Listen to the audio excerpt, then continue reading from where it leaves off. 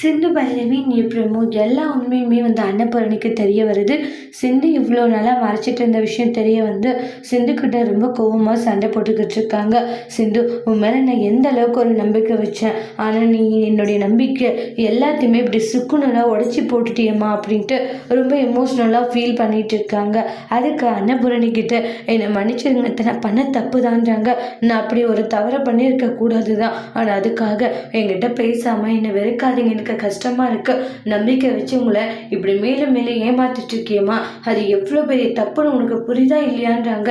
ஏன்னா எல்லாரை விட உண்மையில் அதிகமான நம்பிக்கையும் மரியாதையை வச்சு, ஆனால் நீ என்னை முட்டாள் மாதிரி ஏமாத்திட்டு இருக்க.